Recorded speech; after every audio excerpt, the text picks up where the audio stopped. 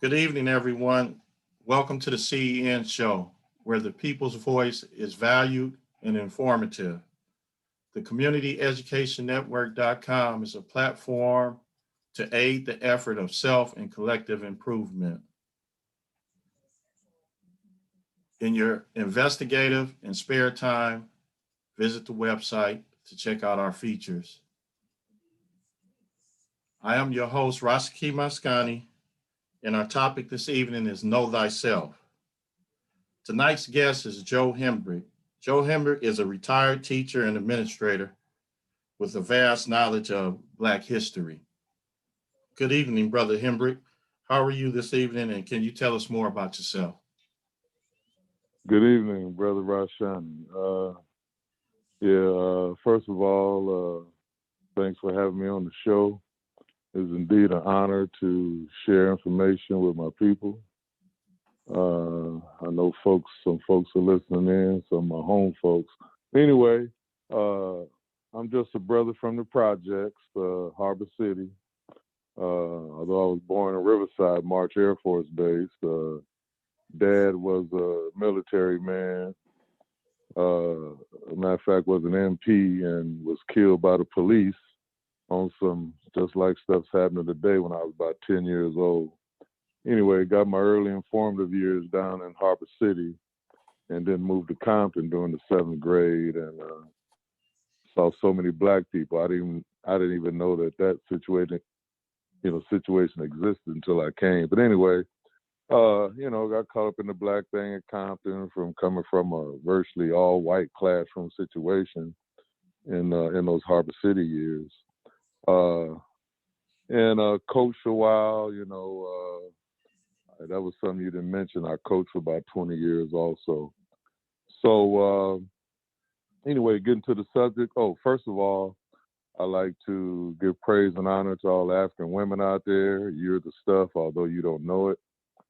And I like to do this session this evening in the honor of a friend of mine's father who recently passed the other day, Mr. Reilly Thomas, in Columbus, Ohio.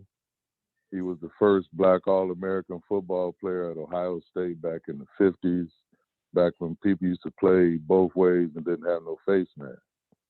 So I know he's resting well with the ancestors, and I look to the ancestors to inspire my tongue to say what our people need to hear. Second of all, hello to all my brothers out there, especially Brother Amin Ra, my elder, who advises me from time to time when I get, carried away. And before I begin, I like to ask Brother Ra, since you're probably the elder that is listening, I want to ask your permission to speak before I get started. Of course, you have it. Thank you, sir. The concept of know thyself originated in the Nile Valley, with the university system. Although we may not know it, but the oldest university in the world, University of Wasset in Northeast Africa, and over the entrance, it was an inscription that said, know thyself. And at this university, they took you in at age 7, and you stayed for 40 years, mastering all the liberal arts, and you came out at 47. And if Moses, as the Bible says, was a high priest, he would have had to have gone through that particular system. Later on, the University of Wasset was called Grand Lodge of Luxor and Thebes. So anyway, moving right along, other things that sprang out from that university system is where we get the fraternities and sororities today, and the organization called the Masons. These things sprang up from that place. Anyway, for some listeners who may not be knowing, our history has been totally distorted from the time we were invaded by Arabs and Europeans later on.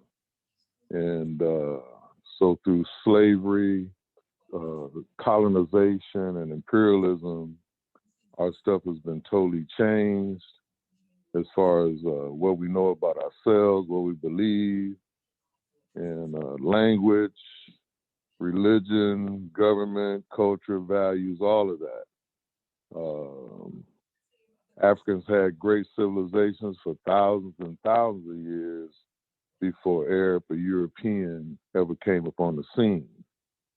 And like some people have said in the past, I like to use the one by Malcolm X, said that history is the best subject to reward your research. And me, the only subject I really liked in school was history. So that's what I majored in college. And come to find out after I graduated with honors and that I didn't really know nothing. A buddy of mine, and let me give him just due, Mike Plummer, who's a former teammate of mine, who was a history teacher at another school, woke me up to the truth about the Nile Valley, which sparked my curiosity because I knew something was missing. All those years I was majoring in that, I just knew something was missing. And so, getting hip to this and getting into that research filled all those holes that I had in my mind about the history of the world. So moving right along. So the Nile Valley is, where civilization began with the Twa people, TWA. Those people were phenomenal. The Europeans tried to degrade them by calling them pygmies, the little dwarf African people. Those people were the first inhabitants of all lands everywhere. They not only went by Twa, they went by Grimaldi, Hutu, Kalahari, but everywhere, everything they dig up around the world, it is one of them. From the North Pole to the South Pole. Matthew Henson, who was with Perry when he was going to so-called discover the North Pole, he wrote in his memoirs about how he saw little bitty black people running in holes in the ground as they were going up there. Let me also talk about some other early Twa, like Lucy and Bosie. These people were dug up in the Rift Valley in Central East Africa. Lucy is supposed to be the oldest person ever to be found. She's estimated to be 3.5 million years old, and Bosie's like 1.7 million years old. And this is before any of the world's religions were even formed, thousands of years before. Wasn't no Jehovah, wasn't no Allah, wasn't none of that at this time. The Twa people really believed in nature, and their thing was to stay in perfect tune with nature.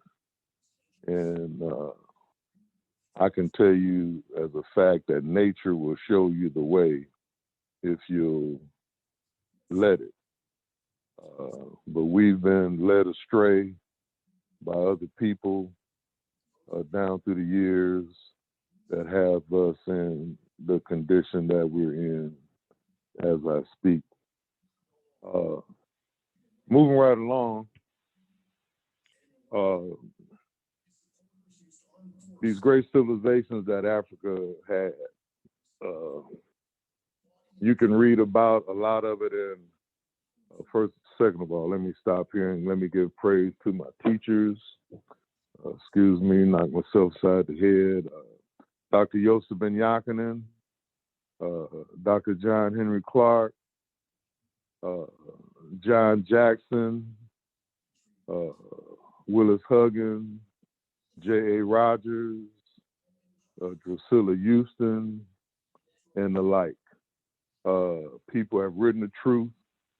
They just don't use it in the school system. That's why we don't know. And I know we got a black college situation around. It's over 100 black colleges. And, you know, a couple of summers ago, I was just taking a survey. I was talking to kids who have graduated from there, those institutions. And I was asking them about certain, you know, African things, people, figures, and I was shocked that they didn't know what I was talking about. I know at Howard, they have them read a few introductory books to sort of get them indoctrinated to that. But I was surprised. I don't know if you know about Imhotep, who was the designer of the first pyramid, step pyramid. And I talked to a sister who graduated from Tuskegee, and she was an engineering major, and I never heard of it. But anyway, you know, those institutions get their money from, you know, European philanthropists. That's why a lot of stuff can't go forth, because they need the money to survive. I know my main teacher, Dr. Ben, I think he was fired 47 times from various universities for teaching the truth. Moving right along, you know, why did this stuff come into being? Well, the world's population is only 9 to 11% European. Okay, the other 89% are black, brown, red, and yellow people. So when the Europeans, after that icebox thawed out and he ventured around the world and got to seeing folks, he was like, well, you know, how can we dominate these people? You know, Europeans, you know, Europe, even the map of Europe, you know, from being a social science teacher, I would have maps in my classroom. Even those are distorted. They have Africa one size, and they have Europe a lot bigger than it is. But I'm going to tell you that United States of America can fit inside Africa about 3 times. That's how large it is. And it has over 60 some odd countries. Okay. Moving right along, getting back to, you know, why the Europeans do what they do, because they want to dominate. And the way to dominate 89% of the population when you're only 9 to 11 is you have to get their minds. And that's what they have done to us through slavery, colonialism, and whatnot. That's why know thyself is such an important aspect in our recovery, in my opinion.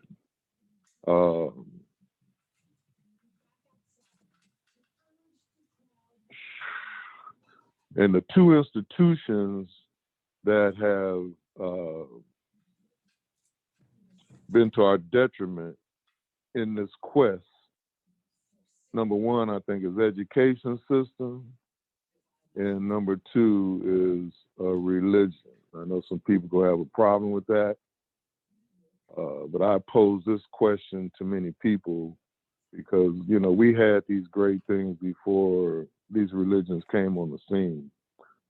First of all, man operated in what was called a matrilineal society.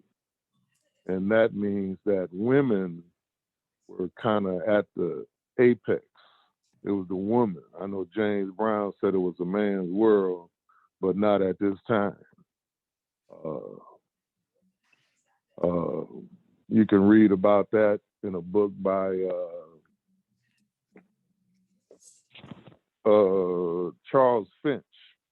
It's called Echoes of the Old Dark Land. Charles Finch is an MD back on the East Coast, and he also wrote a book called Evolution of the Caucasoid. But religion, and mainly Christianity and Judaism, as far as with that Adam and Eve concept, is totally distorted as far as the number of years man has been on this planet. They only go back like 6,000 years. I just told you Lucy was 3.5 and Bosie was 1.7. But when you're conquered by people and they put, their beliefs on you after hundreds and thousands of years, that's all you know. But you have to read and do research and analyze what you're in to find the truth. And as far as education is, you got to go outside the box to find it in the library, bookstores, to get the truth. For example, many of the biblical stuff is straight paraphrased and copied from a book called The Book of the Dead by Sir Wallace Budge. If you read that book, you will see, straight where some of the stories came from. As far as brother killing brother, as far as Immaculate Conception, as far as the Christ concept, as far as the laws, like so-called laws of Moses, and so on and so forth. This book reveals, and it's much older than any Bible. So you can check that out. Bud was a curator in a British museum, and he got these writings out of the coffins of these pharaohs. It was buried within. Okay. For example, the Osiris drama. And I'll be interchanging, I guess it's a star and the African names versus the Greek names. Because, Africa is a Greek name in itself. And let me say this before I go any further. And I know I'm jumping around. I just want y'all to bear with me. As far as this month, like the color black and how we address ourselves as black.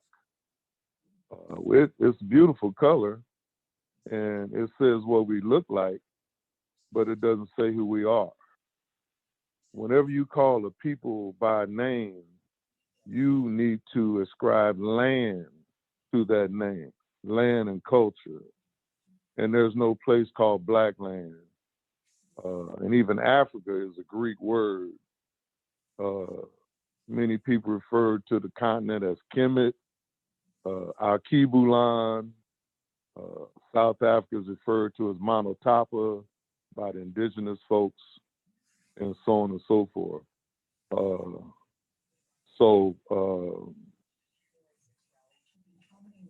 That's that. Anyway, moving right along with this religion thing and the stories they got from, like the Book of the Dead with Osiris drama. Osiris had a brother, say Typhon. Say Typhon was jealous of Osiris, killed him, dismembered his body in 14 different parts, scattered them around the world. Does that story sound familiar? And then Isis, in the form of a black bird, not a white dove, flew and retrieved the body parts and found all of the body parts except Osiris's penis. Osiris is laid out on a slab, and he's the color green, and he has an erection. Okay, Isis flies on the tip of his penis, impregnating herself and producing their son by the name of Haru or Horus. Now Haru, just like the life of Jesus, except 4,100 years before, he was called a lamb, he was called a word, he went through transfiguration on the mount. Also, there's no record of his life from 12 to 30, just like Jesus. The whole nine, crucified and resurrected also. And you can read about that in a book called The World's 16 Crucified Saviors by Kersey Graves. And out of the 16 crucified saviors, Jesus is the last one as far as chronology goes. I remember one time I was at work at Centennial, and we had this brother there that was substitute teaching. He was a Nigerian. And so he was talking to the kids about Christianity and all that. So when the kids left, I said, "Excuse me, brother, I want to ask you a couple of questions." He's like, "Yes, sir." I said, "So you mean to tell me you gave up your indigenous God and Savior, Odomire and Shango?" And his eyes bucked. He looked at me like, "Damn, he didn't think anybody knew stuff like that." And so he kind of grinned. He said, "Well, I've kind of mixed the two together and came to a happy medium. But Shango was before." So anyway, Quexico and Mexico was before, and on down the line. When the Europeans, for the first time, they came in power and went down to Egypt with Alexander, the so-called great. I don't know why they call him great. I'll never know. But anyway, he did show props when he got to Egypt. He got on the ground and kissed the earth and said he was finally where all knowledge comes from. And he had a crew with him of scholars, and these guys ransacked all the temples that were there. There's plenty of temples and pyramids throughout Africa. And let me just say this in passing that, we only, like most people, only hip to the big three pyramids, but there's about 86 pyramids down the Nile Valley. Okay. They started out as burial grounds for the nobles, and the culture flew north up the Nile. The Nile doesn't go south, the Nile goes north. And the White Nile and the Blue Nile merge and go on up to the Mediterranean. Manetho, who was a scribe who wrote when the Europeans had invaded, they want to know about the dynastic periods and how they evolved. And so he wrote it out. And they asked him, "Where did you come from?" And he said, "Well, we came from the mountain of the moon where the god Happy dwells. Mountain of the moon is Mount Kilimanjaro." And the culture just flowed north. And the further north you went, the larger the structures got, the larger the temples got, the larger the pyramids got. Okay. Anybody got a question on any of that? Moving on, if there's no question.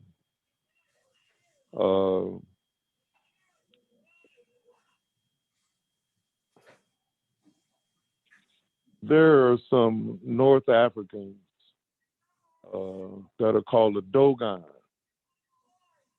And the Dogon,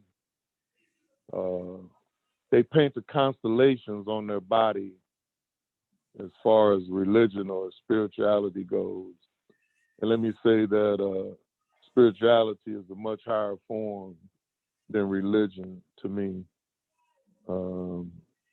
But they paint these, the stars and the moons on their bodies, and that's what they practice. And they have a figure in their folklore. It's called Urugu. And the book Urugu was written by a sister named Marimbi Anai. She wrote this book as her doctoral dissertation for her professor, Dr. John Henry Clark. And Urugu, it's a little shriveled up figure, a little shriveled up white guy. And his main aim or his existence is to destroy nature and keep constant disharmony throughout the universe. And the subtitle of Urugu is An African-Centered Critique of European Cultural Thought and Behavior. In other words, it's showing why they are like they are. And basically, they suffer from thing called xenophobia. Anybody that doesn't look like them is virtually the enemy. Another book you can read to check out European personality is a book called The Iceman's Inheritance, which was written by Michael Bradley, a Canadian. And he talks about why the European has been so vicious and savage with other people throughout the world. He calls himself civilizing folks, but he's never been civil himself with anyone else.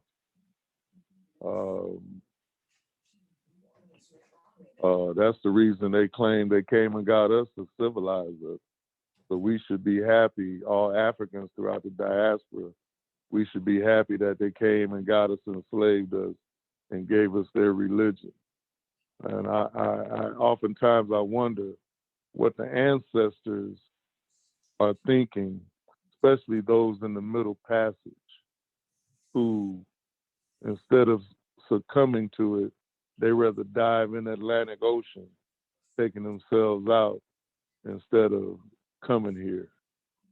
And I ask everyone,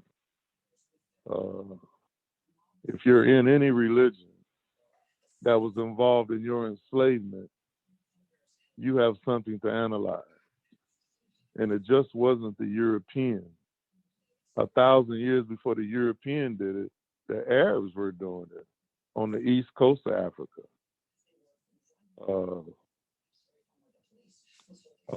And they were helped by the Hebrews who had been allowed into Egypt. They were experiencing a famine up there around Israel where they came from, and they were allowed in, they were given jobs, they had positions. They didn't ever build no pyramids, and I know what the movie says by Cecil B. DeMille, but if you read the Bible thoroughly, it said they built cities and things. They never built no pyramids. And like the movie says, they was doing it with bricks, making bricks without straw. When anybody ever seen a pyramid, those are stones.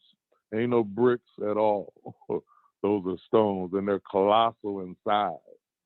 But anyway, moving right along.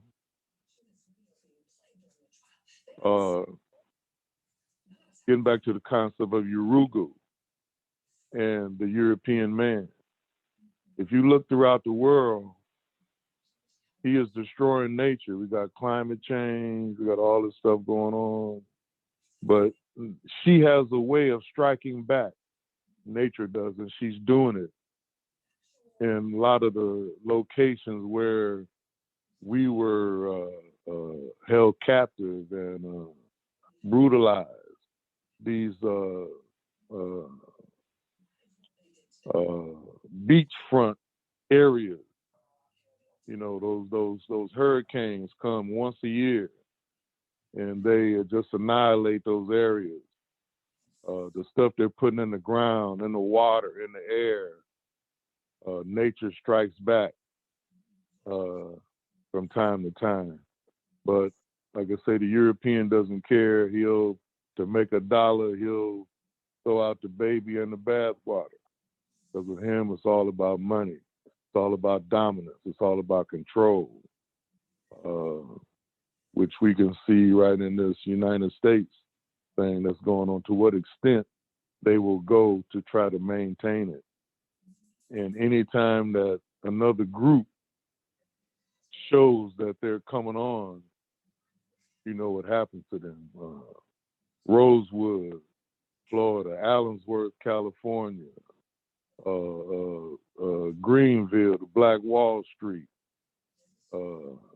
Anytime we are showing promise, they're gonna, they've always, tried to knock us down, which they have, basically because we can't defend ourselves, which is one thing in our recovery that we need to do, is be able to defend ourselves. Instead of doing it on each other, we need to get on who we need to be getting on it about. Anyhow, moving right along, even with our thinking, there's a left brain and a right brain. Europeans think on the left, Africans on the right. That book is called A Metal Netter. You can read that. And it's like a 4-volume work, and it covers all of our thinking processes and why we think like we think now compared to how we were before we met outsiders.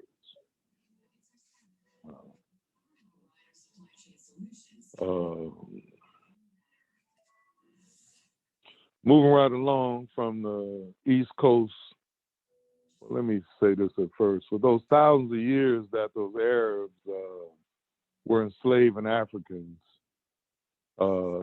they produced an offspring. And John Henry Clark talks about a book that if he wrote it, he would need bodyguards. It's called The Role of the Bastard as a Factor in History. How the Arabs and Europeans, when they went to other lands, they bastardized the women, and those that they produced, instead of helping their indigenous mothers, people, they sided with the fathers. That's what happened in the later dynastic periods in Egypt. It happens in the Caribbean, and even here. We got some, if you light, you're all right. If you black, get back, and so on and so forth. Many light-skinned folks kind of use that for years as putting them over the darker of the African people. But like Malcolm used to say, you can put that pregnant cat in the oven, and when those babies is born, they ain't biscuits, they still cat. And wherever we are in the diaspora, we're still Africans. If you got one drop, you are. And there's a story by Rochambeau with the Haitian Revolution. Can't find it in a book. You gotta get in a manuscript somewhere. But when the Haitians whooped the French in the Haitian Revolution, the mulattoes. A mulatto is a person mixed of European and African blood. There was a lot of mulatto generals that helped the French overthrow Toussaint Overture, trying to save Master's house, so to speak. And so this General Rochambeau, he was having some hellified battles with Christophe and Dessalines, who was really the rebels. Toussaint Overture worked at the end. He used to listen to the conversation and pass it on, but the real warriors was out in the bush.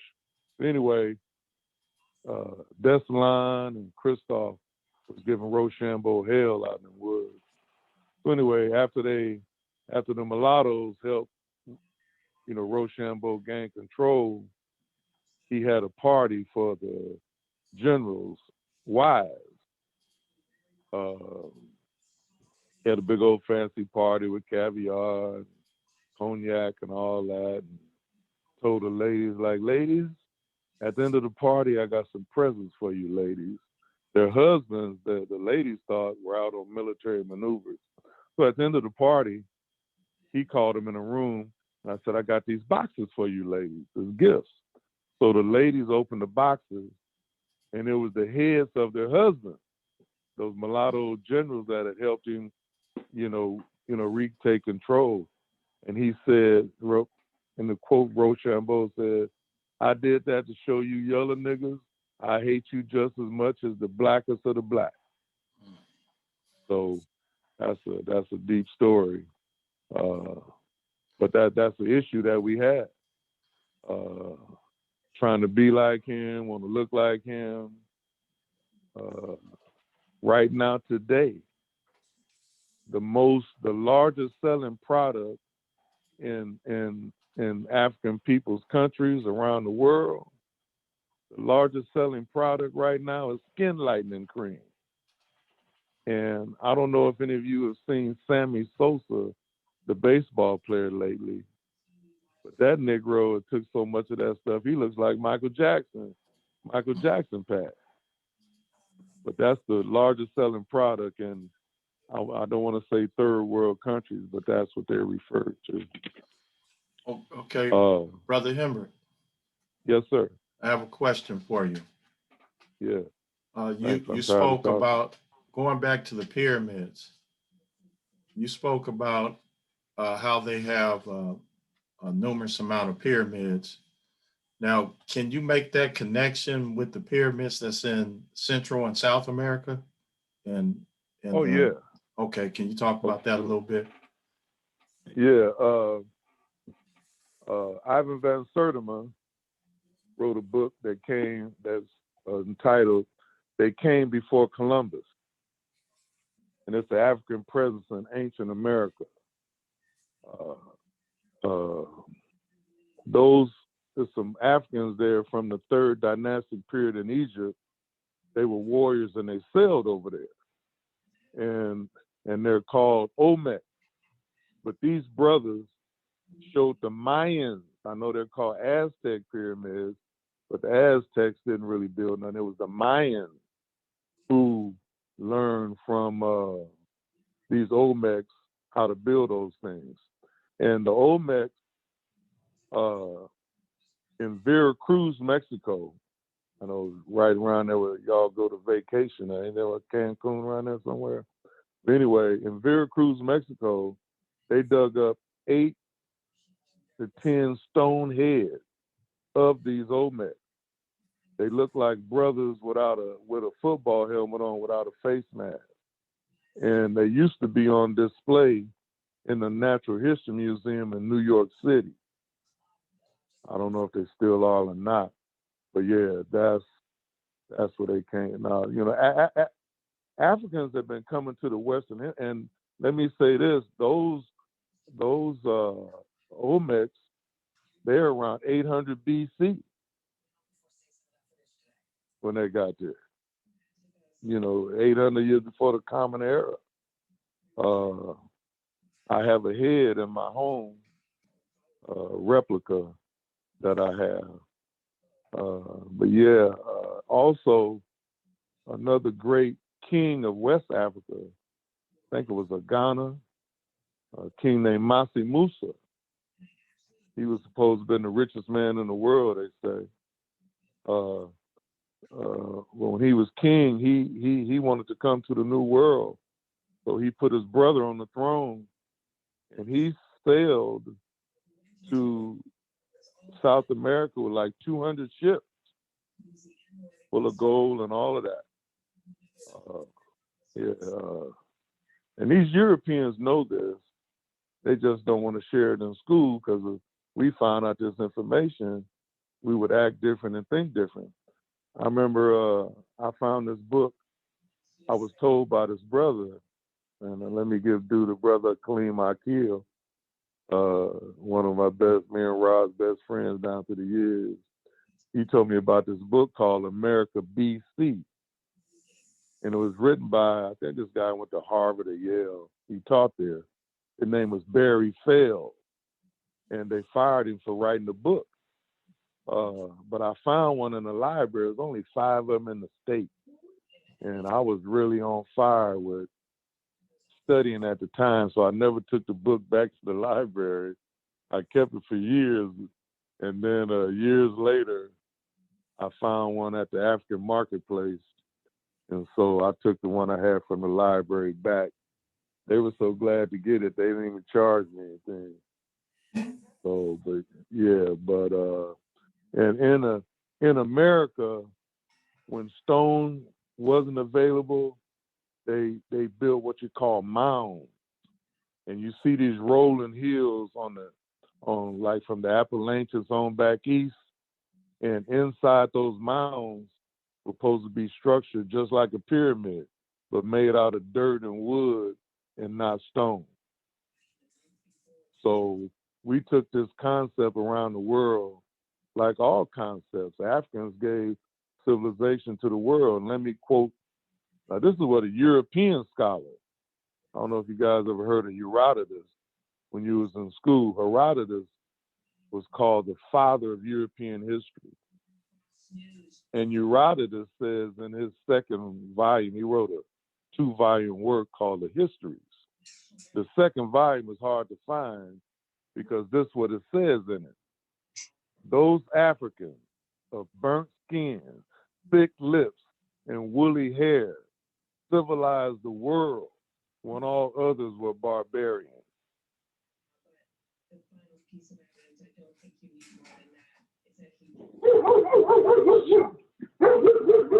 Excuse me a second.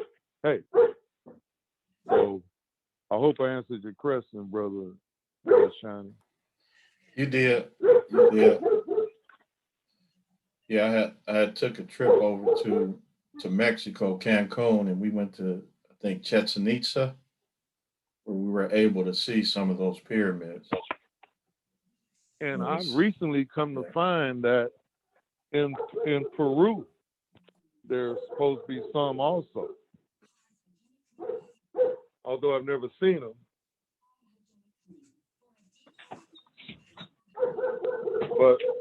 But I know there's some lost cities in Peru. But anyway.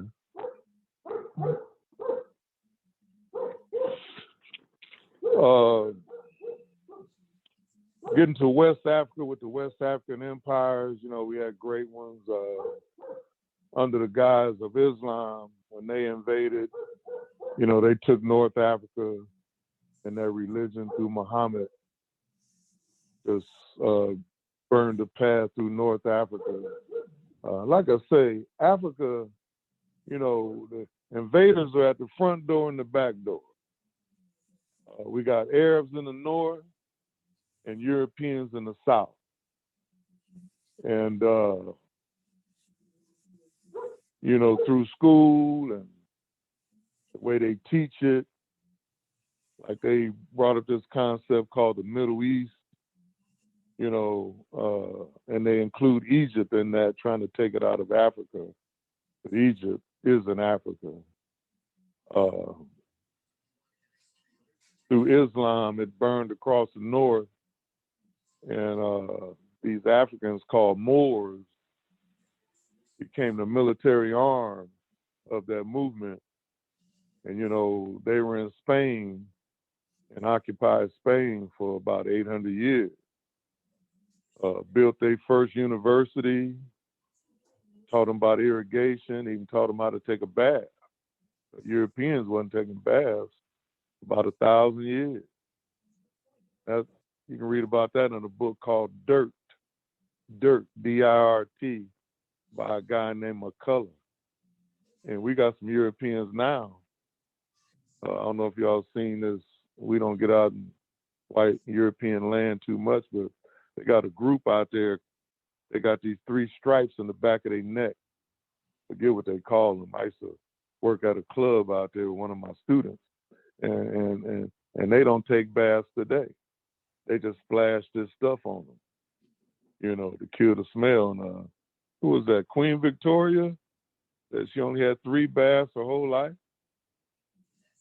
So Africans taught them how to do that. Also built their first university and taught them all that they know. Western civilization is nothing but borrowed and stolen African civilization from top to bottom. There's not a thing that they do that they didn't get from the continent of Africa. Starting out with Socrates, the great Greek philosopher, and his understudies, who Plato and Aristotle came up with all these philosophies.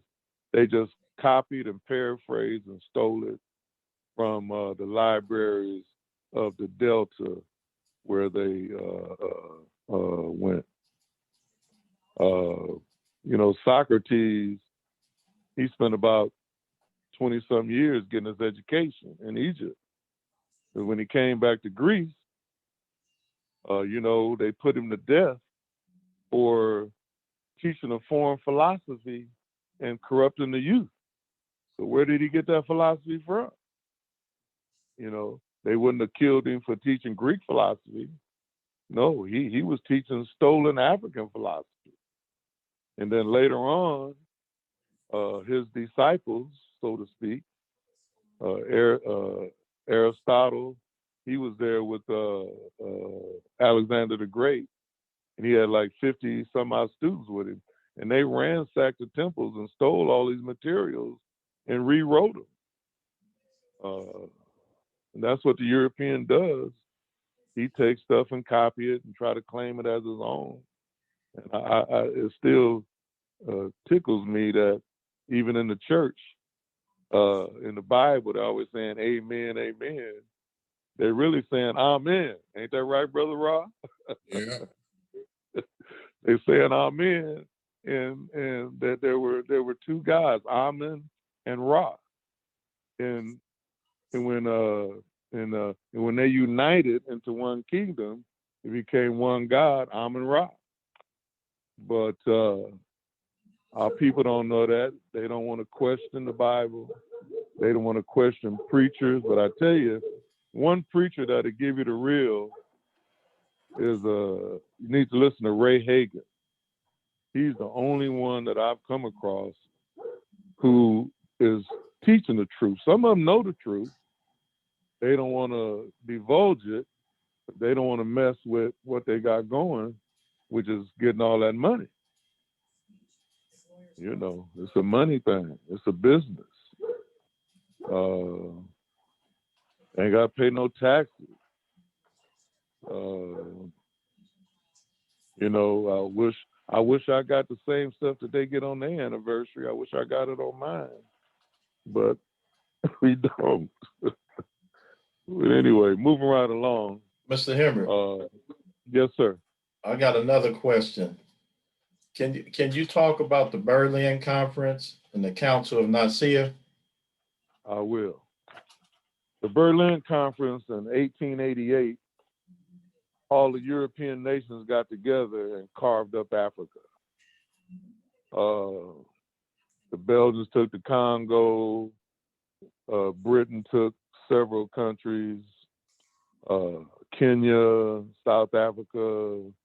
Germans were on the West Coast, and the Portuguese taking like Angola, different nations like that, and they carved everything up. And the reason being, see, Europe doesn't produce a whole lot.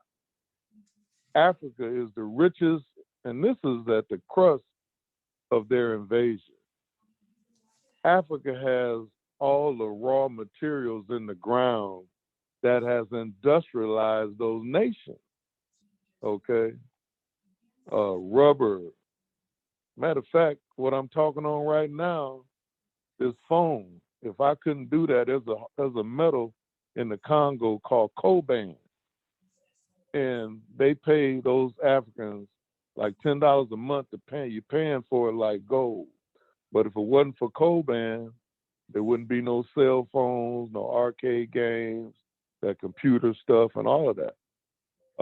Also, 7 out of 10 things that go into atomic bombs came from Africa. They done took that out the ground and took it to Europe already. They've taken it and gone. Rubber, they make all them Nikes and Under Armour and Converse, comes from Africa. It produces a lot more than just diamonds and gold. And that's the reason they're there. And until someone rose up by the name of Idi Amin, and I know America has propagandized black people into hating that brother, but you got to understand what he was doing. He took back what Europeans has taken from his country, Uganda. Took back the factories, took back industry, and put them out. Put them out of the country. And they painted him as some cannibal and all of that. Now, he was crucifying, killing all these Christians. They said that, but they never showed no bodies to that effect. There was a sister that has a Saturday morning interview show of entertainers. It's called And One or something like that. But she was there in the airport when this was going down. She was a high school student. And she said it was all disarray at the airport. And Idi Amin came on her airplane and told them not to be frightened. Nothing was going to happen to them. And told them what they were doing. We're putting these outsiders out of our country, so don't worry about it. But they painted him as a cannibal, anti-Christian. He's killing all these Christians to get us not to identify with what was going on and what he was doing. All African nations need to rise up and do that. And I heard one African president said, I think that sometime, but I know if I ever did it, I wouldn't have the army that could sustain me finishing it off. The white boy got the gun, the European. And what was the other question you asked me, brother? The Council of Nicaea. Oh, Council of Nicaea. Let me talk. That's a book called the Council of Nicaea. Council of Nicaea occurred in like 325 AD. It was a council of bishops, and there was more than one, but I'll speak to the one you're talking about. That's where they put the Bible together. Up to that point, and they still didn't have it in print at that time in a book.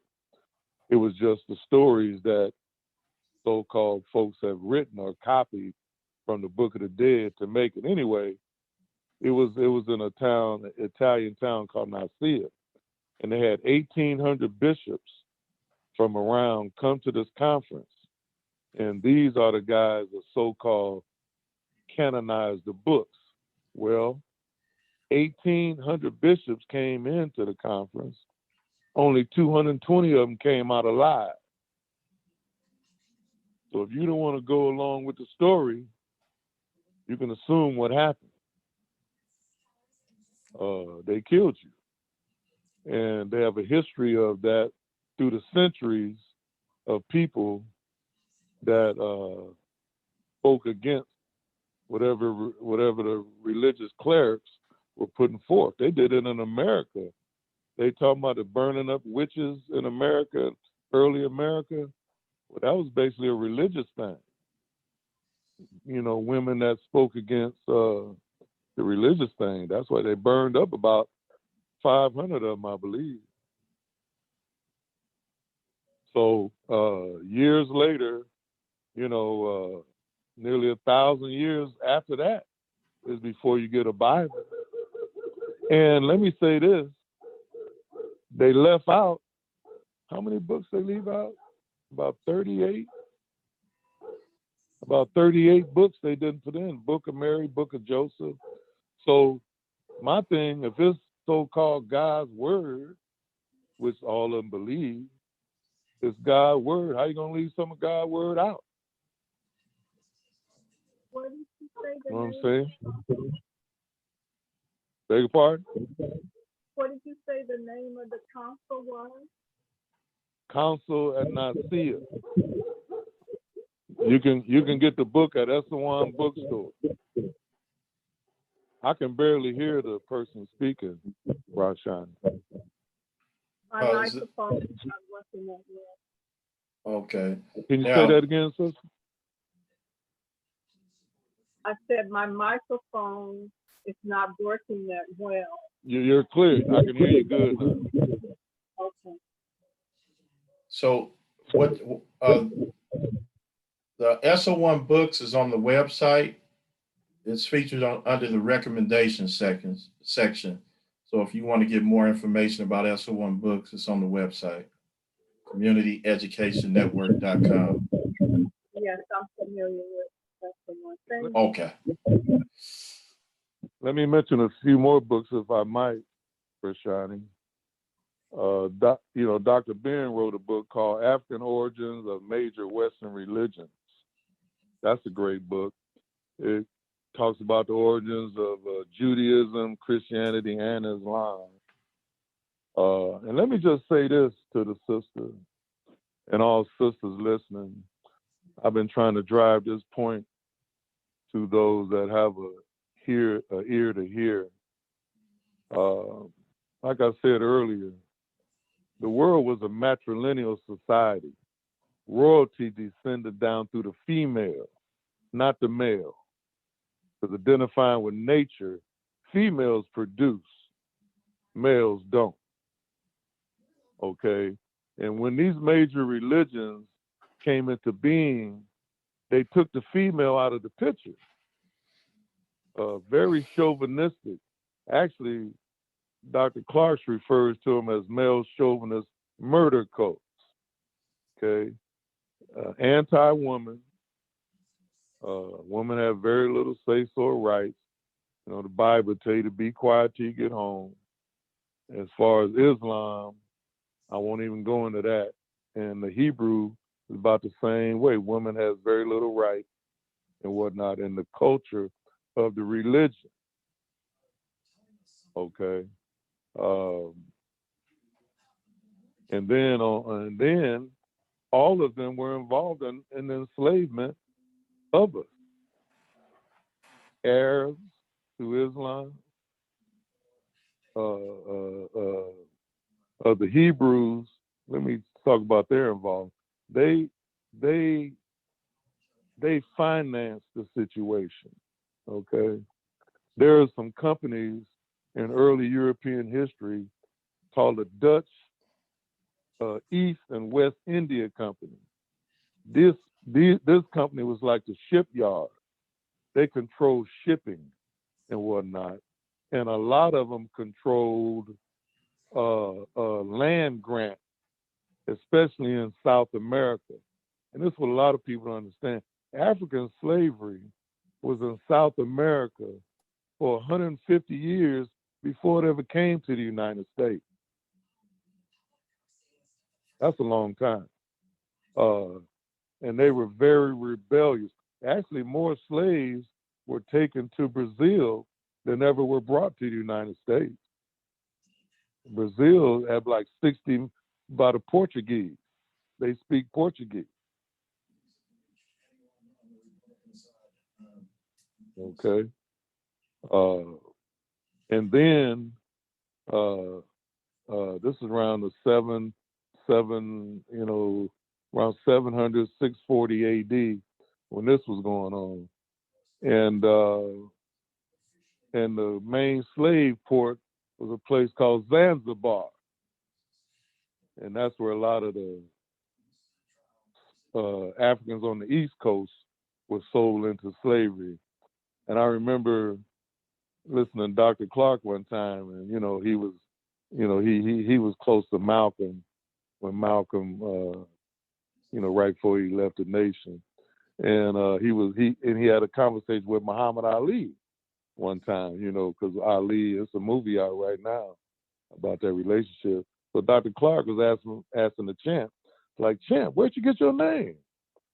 And, he said, the Honorable Elijah Muhammad gave me this name. And Dr. Clark says, well, the Honorable Elijah Muhammad should have known his history better, because the figure Muhammad Ali was the biggest slave trader on the East Coast of Africa, which was startling to me when I heard that. But anyway, that's just another story I throw in from time to time that I've heard from the elders speak on stuff. And let me say this about those elders. In the 20s, in the teens in the United States, they had an organization called the Harlem History Club. And Dr. Clark and Dr. Ben and all those guys were youngsters, like late teens, early 20s. And the elders were like Arthur Schomburg, Jay Rogers, Willis Huggins, Edward Blyden, and they would send wherever something was going on in the world concerning African people, they would send someone there to investigate, to bring back the truth, because the media is so, ain't gonna be nothing but a bunch of propaganda like they're doing today. Let me try to quiet this house. Okay, well, Well, he's going to deal with the dog. I'm back. Okay. Brother Hembrick, let's see if somebody got a question now. Do I need to? I could go around the panel and call names, or do anybody want to ask a question? I can go ahead. I'll start with Miss Haskins. Miss Haskins, would you like to ask a question? Well, I was just wanted to make a comment and thank you for sharing with people that the movie version. It's not clear. I can't hear good. See, that's why they want like I said, my outgoing microphone is distorted a little bit. I can hear you a little bit. Go ahead, sister. Thank you for sharing that the movie versions that depict us sometimes are different than the actual history. Even the little things such as bricks and stone, it makes a big difference in the way we perceive what we can do, and sharing the Moors' history and Idi Amin's history also. I think more people need to hear about the truth. Is basically what it boils down. Right. Yeah. Okay. Thanks a lot for that. I'm gonna go ahead. You want to make a comment? Let me just mention another book for this sister. Okay, go ahead. He's going to mention a book to me. Oh, okay, yeah. I thought the other brother was talking. There's a 2-volume work. There's a 2-volume work called The Book Your Church Doesn't Want You to Read. It's a volume 1 and 2, and it's by a guy named Leedom, Leedom. And it covered, matter of fact, book 2, well, book 1 covers the symbolism and all the stuff that they borrowed from us, like the Ark and the Ark of the Church and all of that stuff. And book 2 deals with the 3 major religions and, what they did with those.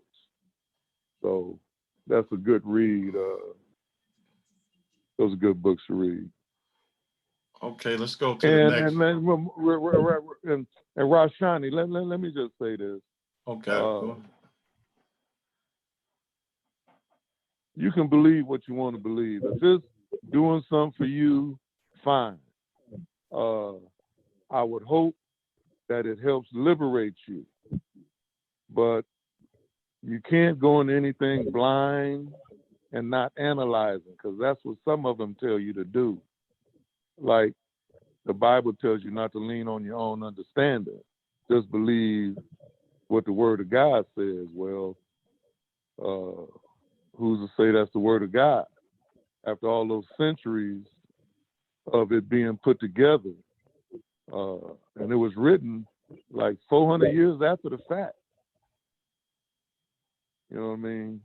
And this Dead Sea Scrolls thing they trotted out when the truth came out is some malarkey, but that's just me.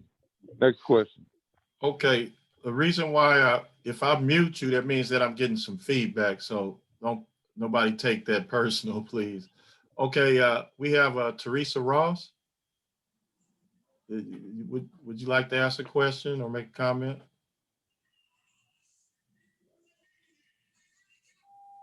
Okay, you can unmute yourself if that's so. No, I'm good. Thank you. Okay. Quite interesting. Okay, thank you. What's up, my sister? Hey, Joe. How are I've you? heard some of it before. Yeah, I know. Okay. You got any particular question? Joe. No, I'll ask you personally. All right. I just wanted to say also that I'm Teresa's cousin, Joe. Oh, okay. I've heard that. Yeah, I've seen pictures of you at the ball game. Okay. Right on. All right. Okay, Jacqueline.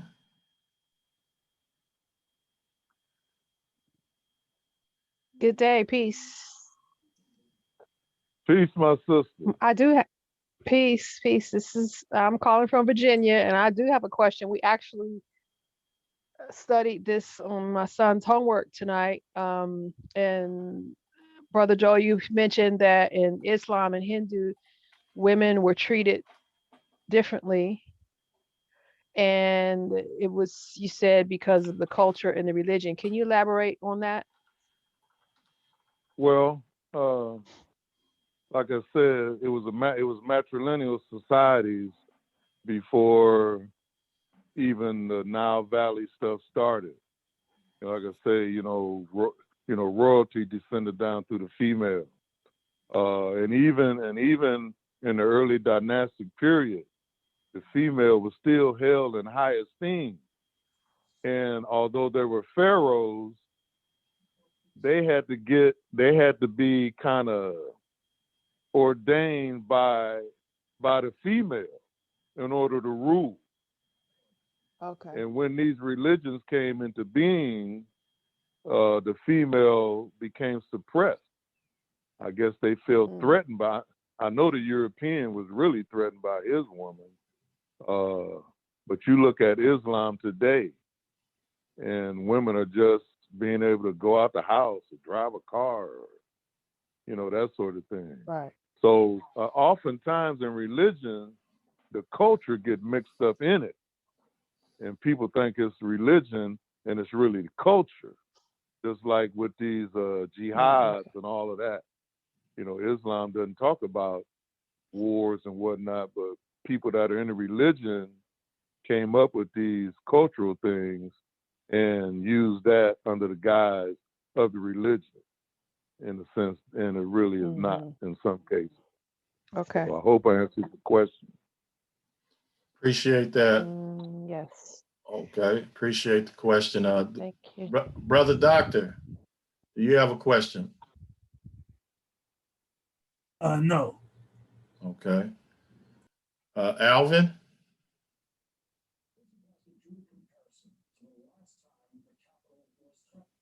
Okay. How about Brother Talib? Yeah, I was going to get to Talib. I was going in order, sort of like here.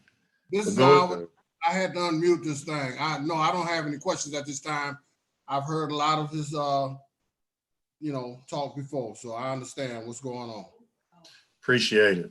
Appreciate you coming out. All right. Okay. We got Sister Hembrick on here.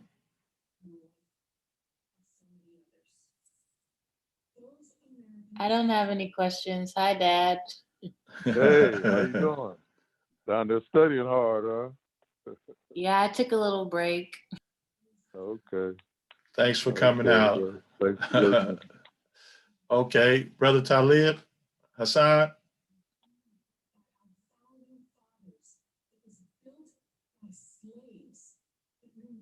Okay. Talib, unmute yourself.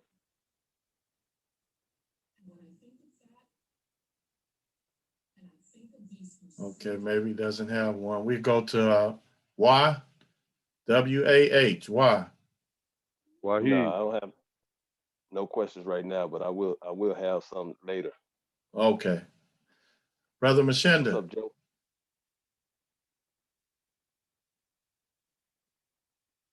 Yes, sir. Hey, Brother Hembrick, thank you for the dissertations. Appreciate it. Any question or comment, Brother Mashenda? Brother Hembrick, are you there? Yes, sir. I'm Yes, waiting sir. on your question. Okay, no, I was thanking you for the, your study here. But the question I have is, being an educator or former educator and administrator in your capacity, with the plight of the young Black children in the inner city, you know, is there any attempt to try to make this part of the mainstream of the curriculums? Answer your question. This is how you can. When I was doing it, I didn't care. And a friend of mine, brother Kaleem, he like, man, they gonna fire you. They see what you doing. So he got me a California bill. It's a Senate bill, a congressional bill in California. And he said, always keep this on your wall if they ever jam you. And that Senate bill, a congressional bill, said that you can teach heroines of the constituents that you are teaching. In other words, the student body that's in your room, you can teach them about heroes and whatnot in your class and be covered. So that's what I did. With the Latinos, I had to wake them up to their Native American heritage because they've been bamboozled just like us. For example, talking about Spanish as their native tongue. They're Native American. Spanish is a European language. And the kids couldn't even find Spain on the map. But they're going around talking about that's their language, you know what I mean? So that's the way I did it. And let me say this, I found in my teaching experiences, because I had students that weren't doing well, unmotivated, reading problems. But once those kids got the truth, and I saw that light turn on, I've seen students go from making a bunch of F's to making straight A's. So that's why I say, you know thyself, the theme of this talk, is so essential. Until you find out, like Malcolm used to say, you stuck a knife on my back, you only pull it out halfway. Don't do nothing, but they won't even admit that the knife is there. You have to get it all out, and then the healing can begin. And the healing in our minds can begin once we know the truth. The psychologist, when I was getting my master's, Lou Tice, he said, a man can only be what he thinketh or believeth. And so what a man thinketh or believeth, so is he.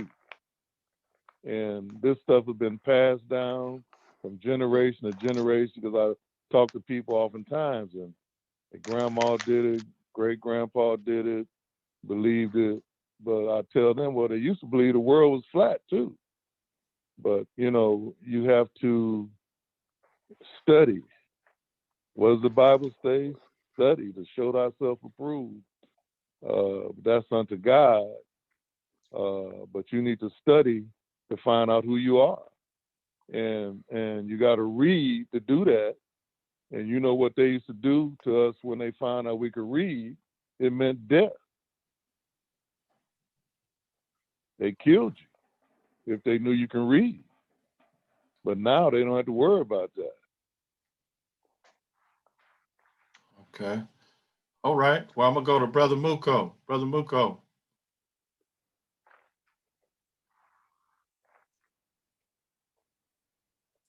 Brother Muko, you said you had a question. You got to unmute yourself. Yes, Brother Muko. All right, I'm going to go ahead and go to Jonathan. Jonathan, are you able to unmute yourself?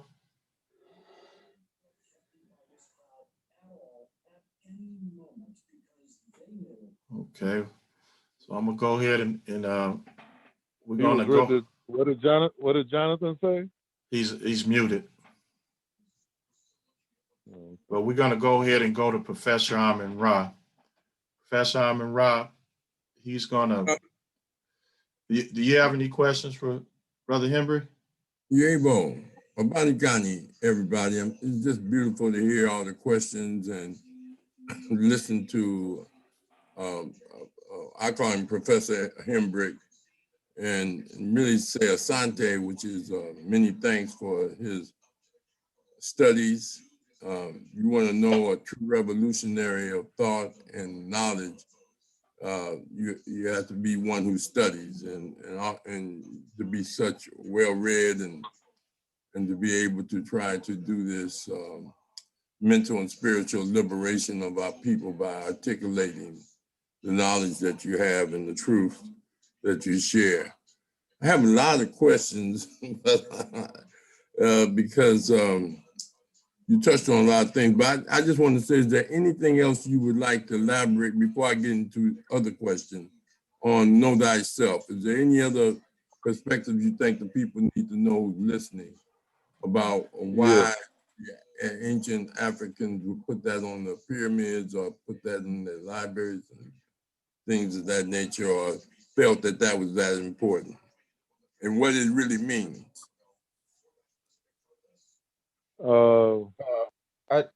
Can I be heard?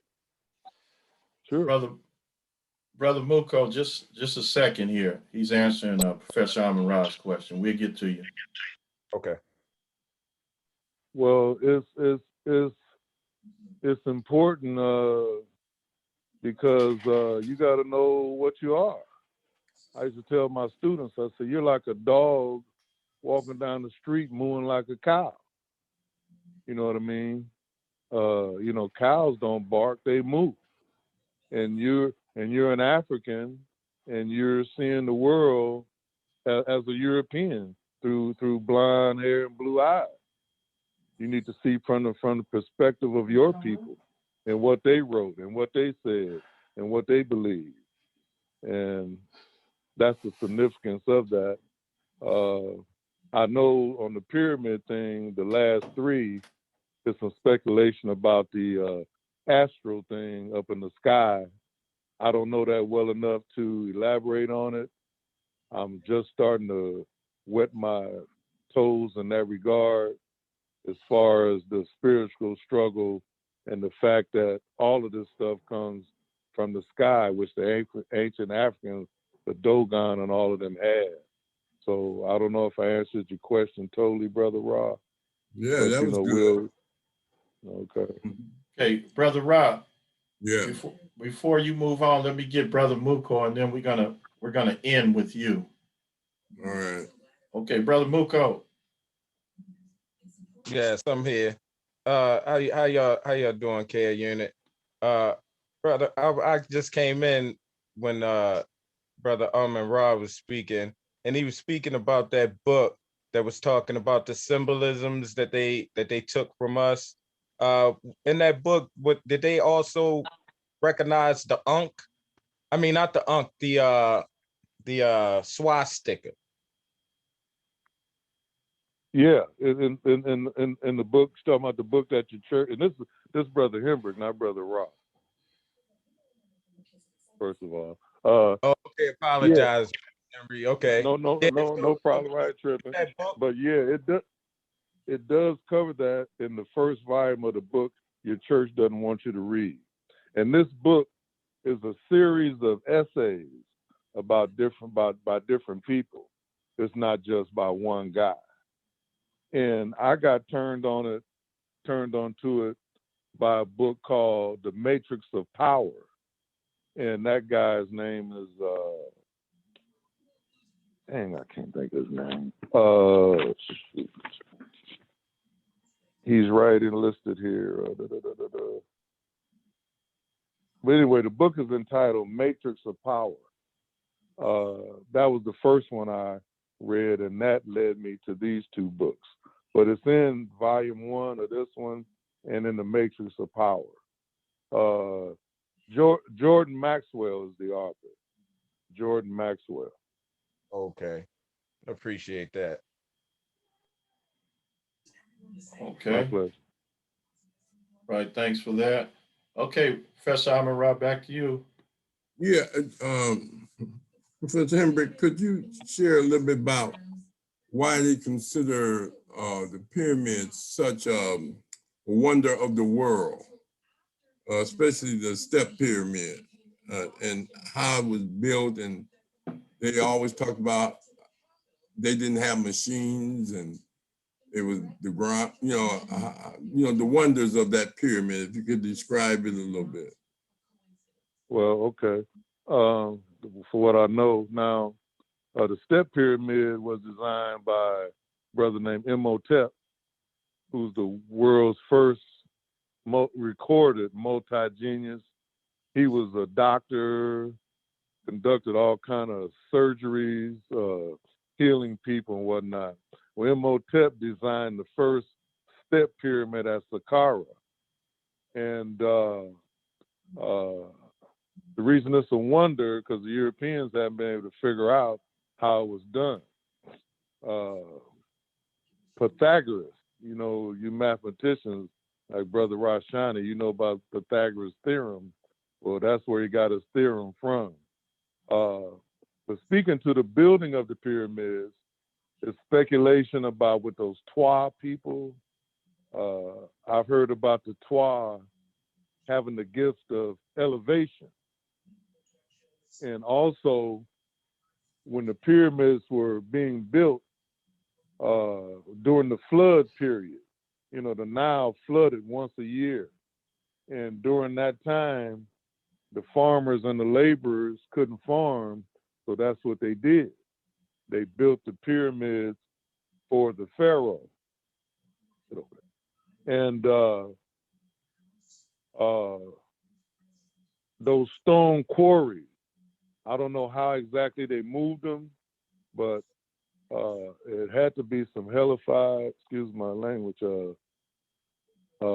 artisans who could cut those things and they fit perfectly. And how they got them up there, like I said, I'm not privy to how that was done. The Europeans try to say some aliens built them from outer space, but they must have kept going down, building all the 86 of them, because it's more than those three. So, but like I say, according to the scholars I've studied, that's when they were built. Sometimes it took like 20 years to build one. I don't know if I answered the question, but yeah, that's good. That's good because they did talk about Chariots of the Gods. They made a movie. Some people from outer space built them, and then they also talked about how precise they were built, and they're still trying to figure out how the Africans was able to level the ground so level, and nothing else has been able to be leveled that precise in order to build it, and how they moved those big stones, as you said, without machinery, and that they were really tombs for the pharaohs. And right. Okay. Well, they got down, they got like basement chambers. You go down, and you, like my boy MT back on the East Coast, I hope he's listening. I was supposed to go to the Nile Valley with him on a trip with Dr. Ben, but those who want to research that, there's a book Dr. Ben wrote for people who cannot go on the tour. It's called From Abyssal to Gaza, and it takes you all along the Nile, showing you all the temples and the pyramids that were built. Okay. From Abyssal to Gaza by Dr. Yosef Ben Yakin. Okay. I got a couple more questions. Have you ever heard of the concept Gondwanaland or pan-continent? No, I can't say that I have. Because they talked about when the lands were all together before erosions, and even some even said commented and separated, and that's how it would form the continents and all that. But okay. What about I've heard the theory. I've heard of it. Yeah. Okay. What about the do you have any aspect of the contribution of Sheikh Anta Diop? Oh yeah. Yeah, Diop, Diop was from Senegal. He spoke French, and he was doing research on the pharaohs, and he's the one who proved that they were black, were African in origin. And matter of fact, Dr. John Henry Clark got his book translated into English called African Origins of African Origins of Civilization, Myth or Reality. That's one book. He wrote several books, and he wrote with a guy named Obanga. I think Obanga died like in the late 60s. But those two brothers, they talked about the cultural continuity that Africans had, how the federated state, you know, because the Africans operate on barter trade. You know, they didn't exchange money. For example, there would be like 4 to 6 nations, and they would work together. No money exchanged hands. One nation produced one product, another, like one makes shoes, one grow corn, one grow wheat, one grow yams. Instead of exchanging money, they exchange it to goods. Okay. This money thing and dividing up these lands, that's a European concept. You know, they're the ones who started land ownership. The African and Native Americans didn't believe you could own no land. Land belonged to God. How can you own it? But that's a concept that the European developed, and that's the reason you have all these conflicts that you have now. Just like the brothers in the hood, you know, you in my set, I'm gonna shoot you. But that's what the Europeans did. You cross my line in my country, I'm gonna shoot you. You know, but the Africans and the Native Americans did not believe in those concepts at all. Okay, I got a couple more questions, Joe. Because Sheikh Anta in his book, you have African Unity, he talked about the need for the whole continent to develop unity, you know, because it has so much diverse cultures and stuff. You know, one language, one money, monetary system, and one military, national leader. But anyway, the other thing is, did you find out any information on the relevance of the hieroglyphics? The relevance of it is that it's the writing that people in the Nile, well, the people in Kemet use to tell their story. You know, that's their writing system. I know when we were in school in the 60s, I remember when they came out with, you know, Negro History Week and Month, and I asked the teacher, you know, how come it's only a week? He said that's all the history you have because your people didn't write. Well, they not only wrote it, it's carved in stone. And some years back, I ran into something. They're trying to decipher another type of hieroglyph system that was further down south, probably in Ethiopia and Sudan and all of that.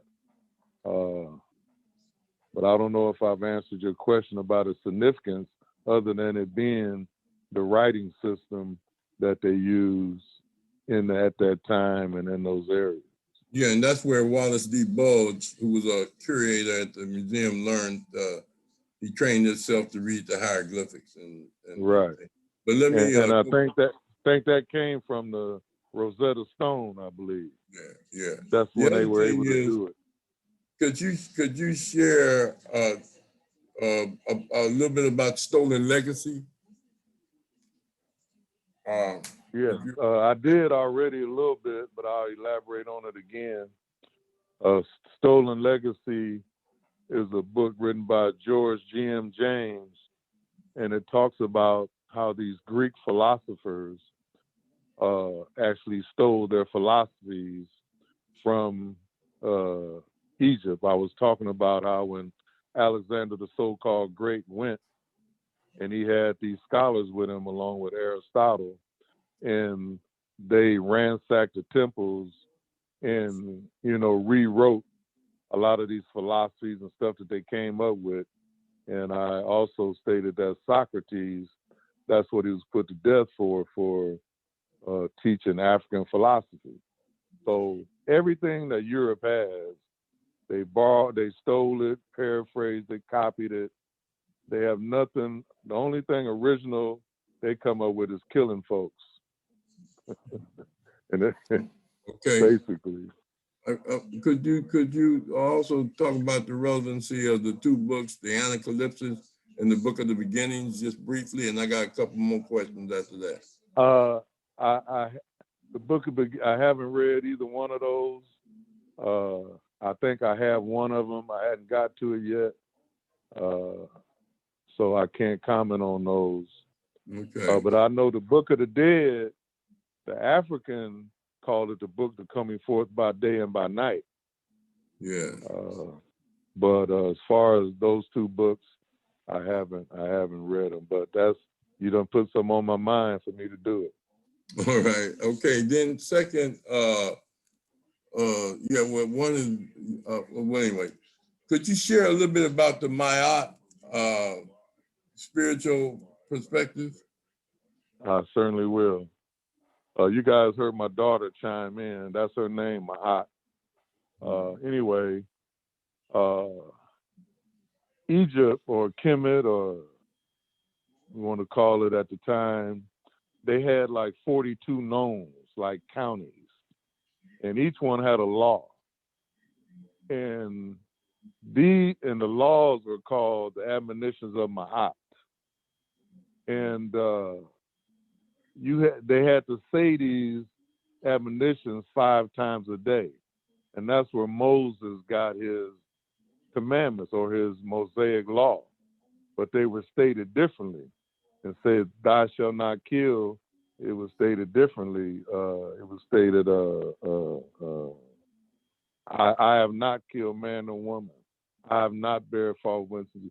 I have not. All these 42 things that that's attributed to Moses, and they were attributed to Ma'at. Ma'at was 10,000 years or more before Moses was a thought in his daddy's britches, so to speak. And then Moses, or Moshe, and actually there's about 6 people floated down the river in a basket, as the stories go. He was a high priest. If he was a high priest, he had to go through that mystery system where they took you in at age 7 and you came out at 47. Now, he would have been saying the admonitions of Ma'at 5 times a day his whole life. That's like you saying, "I pledge allegiance to the flag, United States of America," all that. You've been saying it since you've been in school. And then when he get 86 years old, I think 86, 87, he gonna go up on Mount Sinai, which is in Africa, and you're gonna come down with 10 of the things you've been saying your whole life? Think about that. He's been saying this his whole life. So he goes, as the story goes, as Cecil B. DeMille and others have said, he comes down with 10 of the 42. So, I mean, what can you say about it? And then they're talking about Moses brought the law. When the Bible, Moses killed a soldier, and he was being hunted for committing murder. So if there wasn't no law, how was he being looked for committing murder? Good question. Joe, another point. Yeah. Did you get any information on Chancellor Williams' destruction of Black civilization and its relevancy? Yeah, I haven't got to it. I have it sitting up here right now. Okay. And I also have his rebirth of African civilization. Well, what about mummification? No, I know as far as it being, the stuff the gifts that these people had to make something last that long, to make paint last that long, the stuff they painted down there in the Nile Valley. And you get stuff painted here, you got to paint it every 3-4 years because the paint wears out. But they had a thing for that not happening. Stuff existed for thousands of years. Like I say, the European is about making money. So whenever something wears out, you got to go for him and pay him again until we come up with our own thing. All which right. is something I Last want to. question, Joe. Last question. Could you explain how important the Nile River was to the ancient African? Well, all great civilizations happen along a river like that. The Congo, the Niger, the Nile. You know, you got to have water. You got to water plant. But the significance of the Nile is that the culture flowed that way, north. Most rivers flow north from south, and from north to south. Nile is the only one flow from south to north that I know about. But there's another one. Somebody please straighten me out. I know as far as the papyrus Joe, grows along the Nile. What you're saying is that the Nile River flows upward, not downward. Right. Okay. That's why I just wanted to make that clear. All right. Right. So that's significance in itself right there. And there's a white Nile and a blue Nile, and I read about how the Africans put a S kind of curl in it, a cataract kind of to slow it down or whatever. I guess they were trying to deal with the inundation period when it would flood. Because that's a big story that they got in that book also about the flood and the ark and all of that. I mean, people, let me say this about the European. In his writings, he tries to romanticize stuff to spark people's interest, and we've kind of bought into that. I talk to a lot of sisters, especially. They won't read a history book, but they sure read those romantic novels, and that's how he's laid it out to draw you in, so to speak.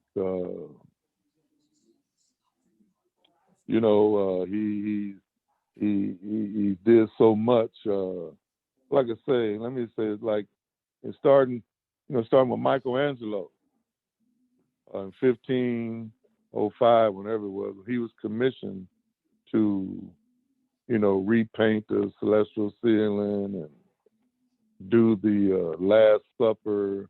It was coming up with stuff to fit the story, and so he was commissioned to do that. And he did the celestial ceiling and all that. I guess couldn't find no black angels. There's a bunch of white ones out there. I guess brother, sister didn't make it in. But when he came to the Last Supper, he had run out of money, and he had to pay some people to pose for the picture. So he went down to a local Italian jail and got 12 prisoners. Said, "Look, I can't pay you, but I can feed you if you pose for this picture." And those were the ones who posed for that original Michelangelo picture of the Last Supper. Yeah.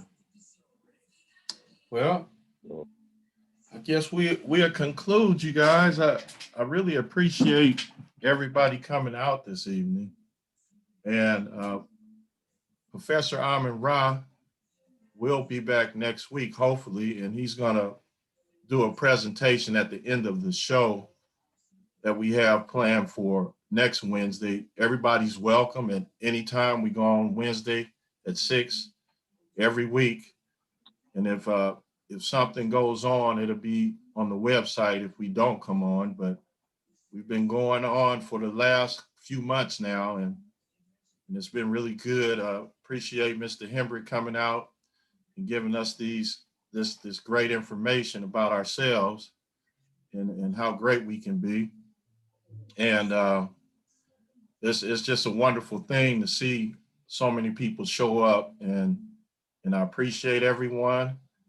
And next week we have a comedian, actor, an impressionist, PB Smiley. We're going to talk about the science of comedy. And then Professor Amara at the end will do a Black History presentation, Black History Month presentation. So again, Brother Hembrick, excellent presentation. I appreciate you.